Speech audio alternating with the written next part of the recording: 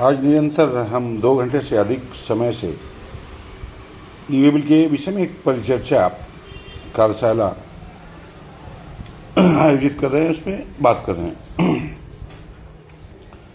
कुछ बारीकियां हैं जो अभी तक हम सभी ने बात की हैं। उसमें मुख्य ये आता है कि वे बिल है क्या।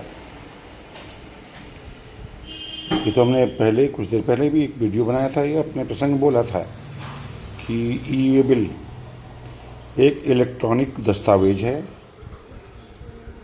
जब हम कोई माल का परिवहन करते हैं तो उसके साथ जाता है इसको परमिट का एक स्वरूप है जो इलेक्ट्रॉनिक रूप में है। देश के एक कोने से दूसरे कोने पे माल के परिवहन करने के लिए जो इनवॉइस वैल्यू, बीजेक की वैल्यू होती है, उसकी अगर इनवॉइस वैल्यू 50 शेयर से अधिक होती है तो ई-वे बिल की आवश्यकता होती है, अनिवार्य है। ये हम कोई पहली बार नहीं बता रहे हैं, ये सभी लोग जानते हैं और सभी को मालूम भी है। अनेक लोग हैं जिनको हमसे ज़्यादा जानकारी विषय में है, लेकिन जानकारी तो हम सभी रखते हैं, फिर भी त्रुटियां होती कहाँ हैं। त्रुटियां होने के 2-3 कारण हो सकते हैं। एक मानवीय भूल, दूसरी गैर जिम्मेदारी पूर्वक अपने कार्य का निर्वहन नहीं करना, यह तो ई-वे बिल के नियमों को अनदेखी करना।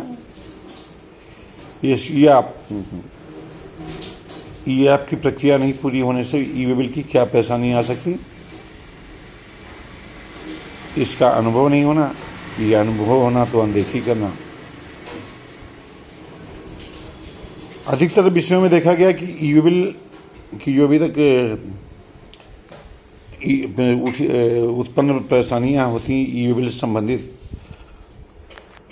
वो जानबूझकर हम लोग करते हैं। अभी एक प्रकरण आया था कुछ दिन पहले कि एक ट्रांसपोर्टर भाई की गाड़ी लोड हुई और जिस गोदाम में गाड़ी लोड हो रही थी वहाँ गाड़ी के पेपर ऑनलाइन बन नहीं थे। जो ऑनलाइन की प्रक्रिया होती है, ई-वे बिल का अपडेट करना, ई-वे बिल चेक करना। वाहन चालक को कुछ जाने की ज़्यादा हड़बड़ी थी, वो कुछ दूर चले गए कि हम गाड़ी में तेल भरवा के आते हैं। उसके बाद क्या हुआ, बीच में जीएसटी वाले मिल गए तो जीएसटी वालों ने पेनाल्टी कर दी।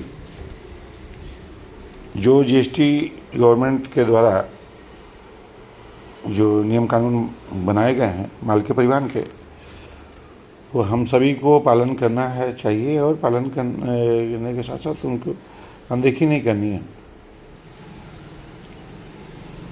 अपनी जिम्मेदारी का निर्वहन करने से कई परेशानियों से बच सकते हैं। कई बार तो ई-वे बिल लोग भर देते हैं, ई-वे बिल भर दिया, अपडेट कर दिया, उससे एक्सटेंशन को ध्यान नहीं देते हैं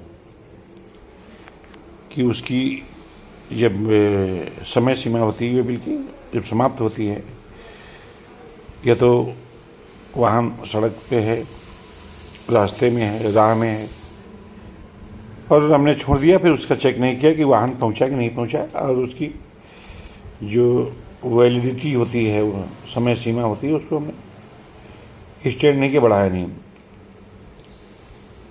अधिकतर मामले इसी तरह के आते हैं कि जिसमें अनदेखी करने से, ध्यान नहीं देने से, अधिकतर अगर जीएसटी डिपार्टमेंट जुर्माना करता था, अधिकतर विषय ऐसे ही आते हैं।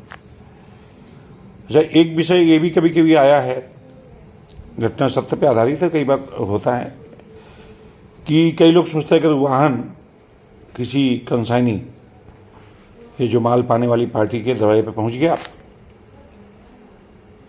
और गाड़ी खड़ी है किसी वजह से, बारिश के कारण, बंदी के कारण, या रविवार के कारण, या अन्य कारण कोई भी हो सकता है, तो लोग सोचते हैं कि अब क्या, गाड़ी तो पहुंच चुकी है, अब इसकी ई-वे बिल के एक्सटेंशन की क्या जरूरत, क्या आवश्यकता।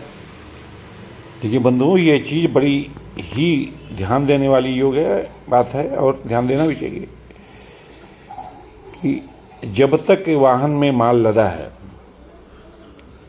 परिस्थिति द्वारा प्रेषित किया हुआ माल जब तक वाहन में लदा है, तब तक परिवहनकर्ता की या जिसने वे बिल का जिस पे दायित्व है उसकी जिम्मेदारी रहती है कि ई बिल की समय सीमा बनी रहे, वैलिडिटी बनी रहे। रविवार पड़ता तो इसका मतलब भी नहीं गाड़ी पहुंच गई पर पार्टी दवाई पे खड़ी है, हमने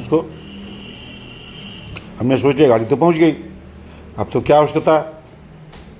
लेकिन नहीं, ये बाध्यता है, अनिवार्यता है कि जब तक वाहन में माल लदा है तो तब तक आपका ई बिल वैलिड होना चाहिए।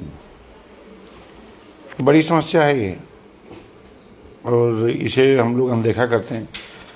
अधिकतर जो प्रसंग ई बिल से जुड़े आते हैं वो छुट्टियां हों, सरकारी छुट्टियां हों, कार्यालय बंद रहे हों या रविवार पड़ा हो। तो रविवार को हम लोग क्या करते हैं, कई लोग वे बिल पे ध्यान नहीं देते हैं और वही एक समस्या जो है बड़ा रूप लेती है। तो आज की कार्यशाला में कई चीज़ें हैं और ये सभी चीज़ों की ऐसा नहीं कि किसी को जानकारी नहीं है। हमने पहले भी कहा कि कई लोग जानते हैं इस बारे में, अच्छा जानते हैं, बहुत बढ़िया जानते हैं, और लेकिन उसको करते नहीं। कई बार होता है कि पार्ट 1 किसी ने पार्टी ने, किसी ने कंसाइनर ने, किसी ने प्रेषित ने दिया, हम पार्ट 2 भरते नहीं हैं।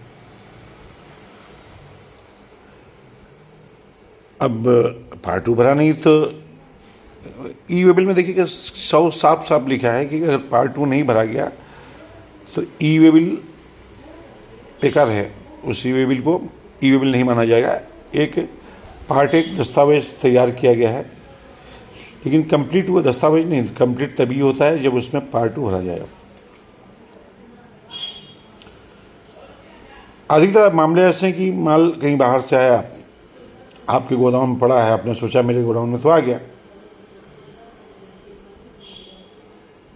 अब गोदाम में तो आ गया तो अब इसे क्या आवश्यकता है, क्या अवस्था है कि इसे हम आगे बढ़ाएं या एक एक्सटेंशन करें, माल तो पार्टी के पास चला जाएगा। लेकिन बंधुओं, जब तक माल, बार बार एक चीज़ दोहरा रहे, जब तक माल प्रेषित को आप हैंडओवर नहीं कर देते हैं, माल देने का एक्नॉलेजमेंट आपको नहीं मिल जाता है, तब तक आपके गोदाम में हो, गाड़ी में लदा हो, सड़क पे हो, जिम्मेदारी सारी आपकी रहती, परिवहनकर्ता की रहती। ये भूल मत करें, ये गलती मत करें। आज की कार्यशाला विशेष रूप से इन्हीं विषयों को लेकर आयोजित की गई थी। छोटा सा प्रयास था, कुछ नए जो लोग जानना चाहते थे उन्होंने प्रश्न किया और एक छोटी सी बैठक में, छोटी सी कार्यशाला में हमारा प्रयास था कि जो मूल बातें हैं, बेसिक या प्राथमिक जो बातें हैं ई बिल के विषय में, वो आप सभी को जो जानकारी मुझे प्राप्त है उस अनुसार बता सकें। काफ़ी लंबा प्रकरण है, ई बिल वाले काफ़ी कुछ जानना होता है, लेकिन ये भूल बार बार कह रहे हैं। ये दूसरा जो वीडियो, उसका मतलब यही है कि ई बिल रविवार है आज, ये अनदेखा मत करें, किसी रविवार को अनदेखा मत करें। और बीच बीच में जो बातें हम कह रहे हैं इन्हें आप अगर सुन लेंगे तो शायद जो हम लोग छोड़ देते हैं, ई बिल के प्रति जो अपनी जवाबदेही होती, जिम्मेदारी होती है, उसका निर्वहन नहीं करते हैं, तो शायद ये करने से परेशानी से बच सकते हैं। अनावश्यक रूप से सब कुछ सही है, आपने वे बिल लिया भी, माल पहुंचाया भी, लेकिन छोटी सी गलती के कारण अगर किसी प्रकार का जुर्माना या बड़ी परेशानी आती है तो उसके जिम्मेदार हम सब सभी हैं। और हमारा प्रयास रहेगा, बार बार दोहरा रहा हूँ कि ये ऐसा नहीं कि मुझे ही ई बिल के बारे में मालूम है, कई लोगों को मालूम है, इससे बेहतर मालूम है, लेकिन वो चीज़ें सामने नहीं आती या तो उनका अनदेखा करते हैं। तो ये आप सभी दें अपने जो अधीनस्थ कर्मचारी हैं या जूनियर कर्मचारी हैं उन्हें भी दें ये देखने के लिए। अपनी शाखाएं जो हैं या अपने लोग जो भी हैं वे बिल से संबंधित जिनके पास कार्य है ये वीडियो प्रेषित करें और इसको ध्यान दें।